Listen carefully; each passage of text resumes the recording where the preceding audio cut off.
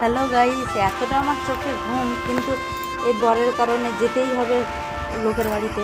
কিছু করার নেই, ওই একা যেতে পারবে না, উনি একা কোথায় যেতেই পারে না, মানে এরকম অবস্থা। তা আমি এইগুলো পরেই যাব, যেমন তেমন করবো, কারণ এই পিছনের বাড়িতেই নিমন্ত্রণ।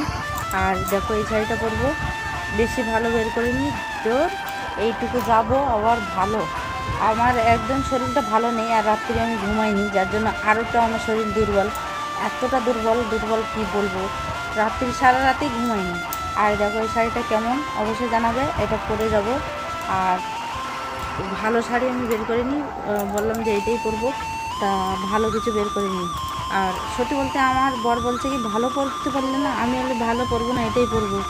আর সত্যি বলতে আমার যাওয়ার মুডও ছিল না, আমি যেতে ভালো লাগছে না, তারপরেও ওই ওনার যেতে হবে, ওনাকে নাকি কৈবের দিতে হয় নাকি লোককে, যে বউ কোথায় বউ কোথায়, এমন ঢ্যামনা লোক, মানে কি বলবো, ওনাকে কৈবের দিতে হয়, নাহলে ওই সব বাড়িতে সত্যি আমার যেতে ভালো লাগে না। কিন্তু কিছু করার নেই, ওনার কি হয় আত্মীয় স্বজন, ওদের বাড়িতে যেতে হবে, মানে যেটার ছেলের কি মেয়ে না কি হয়, তার বাড়িতে যেতে হবে, মানে তার জন্মদিন না কি, যাই হোক। আর এটা পরবো, এটা তো মানে বিয়ের সময় কিনেছিলাম আমাদের মেয়ের বিয়েতে, তা এটা যে দেখেছে সেই বলেছে কোথা দিয়ে কিনেছো, কোন বাজার দিয়ে কিনেছো, আর তখন কিনেছিলাম।